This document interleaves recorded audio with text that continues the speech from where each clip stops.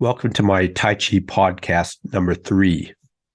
Today's topic, a very important one, the evolution of Peng ward off since Yang Cheng Fu, and a new training model to accommodate it. In light of the re-emergence of Yang Tai Chi's traditional Ji power pressing training of Grandmaster Yang Shaochong, that we have upgraded with sports science, psychology, and human potential into a program that I call the 8 Agreements, have come some unique insights on how the 4 postures in Grass Bird's Tail, Lan Chui Wei, are connected.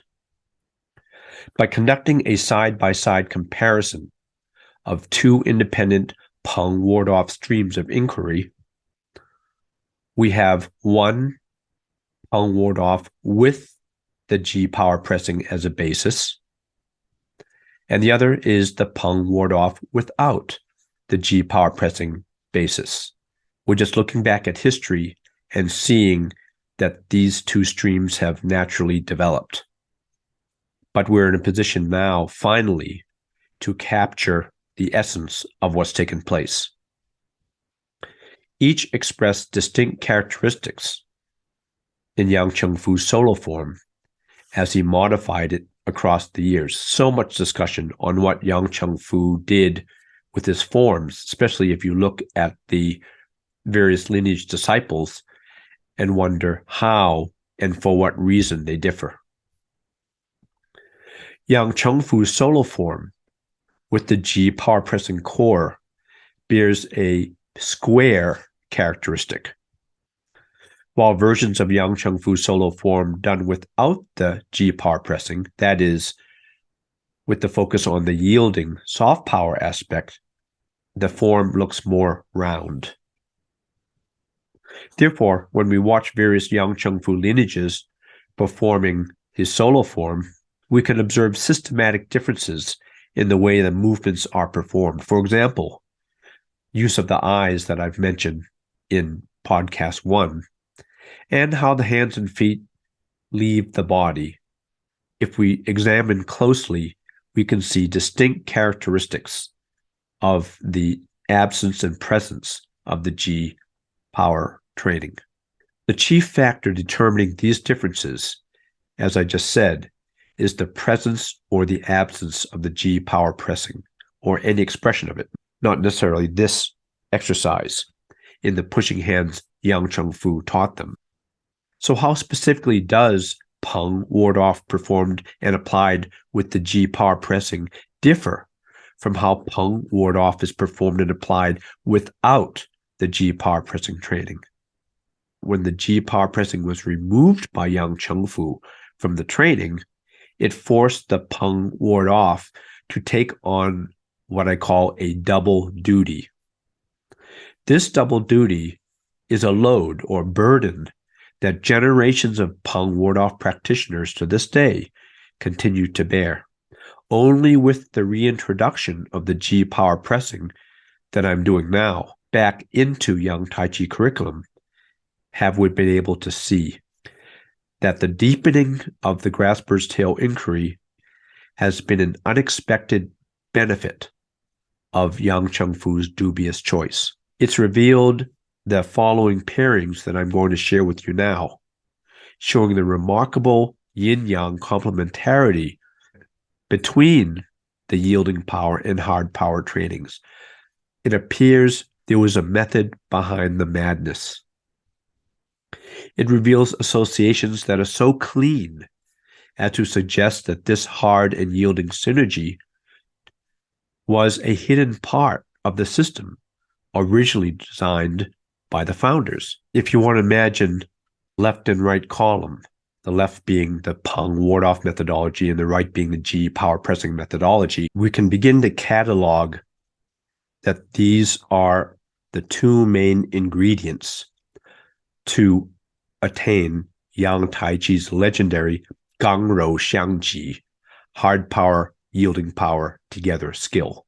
The methodology behind the steel wrapped in cotton attainment. With the ward-off methodology, we have yielding power And with the G power pressing methodology, we have hard power. I'm just going to go down a list so that you can begin to see how these pairings take place.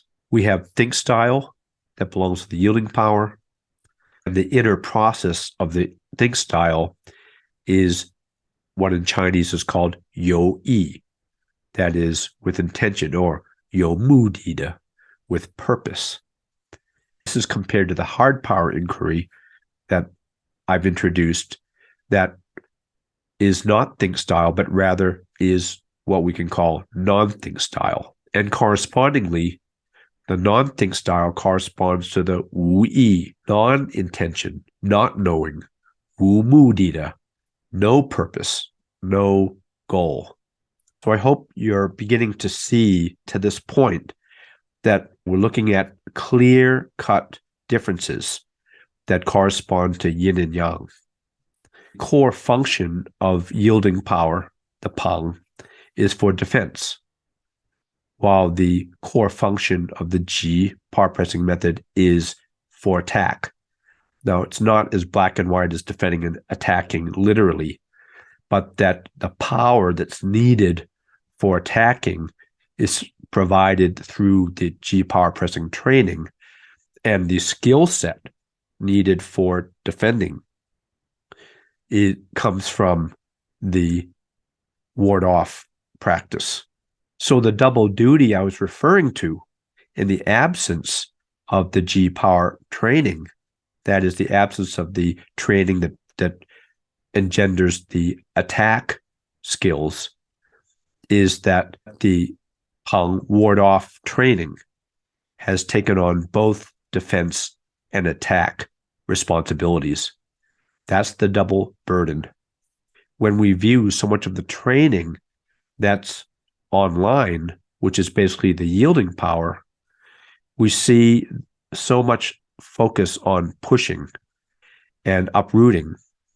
And where that naturally leads is to striking. So we have pushing to striking as part of the defense. By contrast, the hard power training, which is attack-based, gives you the gong li, which is the power, brings the natural ability to proceed from striking to qin da, which is the ability to pierce with the fingers, to grasp and then to strike in one act. I've already established that the yielding power practice is based on the song and the chen, the relaxing and sinking, and the technical breakdown of the 13 energies, the hua na fa, neutralizing, connecting, and unbalancing skills.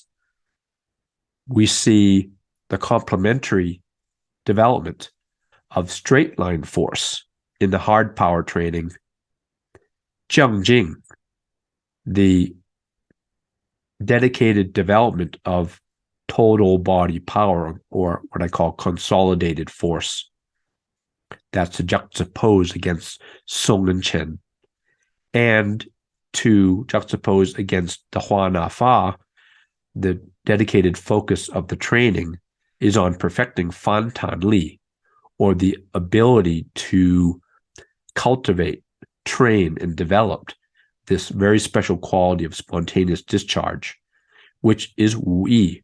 It is non-thinking, because when you really need it and it comes out, not just in physical martial arts, but in life in general, social relationships, navigating your path through your life, this is this is all included within this spontaneous discharge. It's experienced as straight line force on a physical level, or maybe even on a psychic or a energetic, emotional, mental level, because it's just the nature in which it comes out.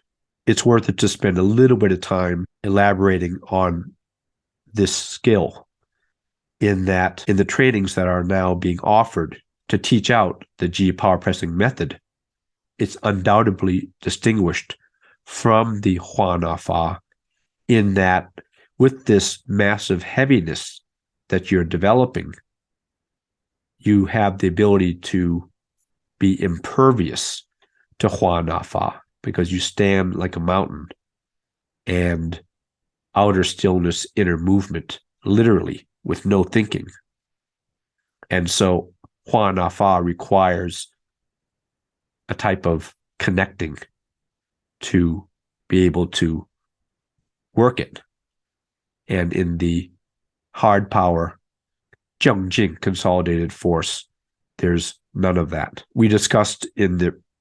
I've discussed that in the solo form, the eyes in the yielding power practice have a thinking and feeling appearance to them as one is working through the movements of the solo form, whereas the eyes in the solo form of the hard power square method follow a prescribed direction. Much more about that to come. And then to go a little further, to add a little bit more detail to the Jianzhuang standing meditation, the Jianzhuang that we see today connected to Tai Chi is very upright and akin to the traditional Zen and alchemy, whereas the Jianzhuang of the Yang family, in my experience, involves an entirely different process altogether, in that the posture of the Jianzhuang mirrors precisely the way the solo form is done. Finally, even though we won't spend a lot of time on this right here, I see the spiritual dimension of Tai Chi practice pursued by yielding power practitioners as involving a lot of enrichment to the study of classics, for example. That is to understand, for example, go into the I Ching, the Book of Changes, or the Tao Te Ching, the Taoist Lao Tzu classic, and you glean from that. The Sun Tzu Art of War, the development of scholarship, as I said, which has been one of the boons of this yielding power inquiry. And that's how it is done, together perhaps with meditation, Qigong, and so forth.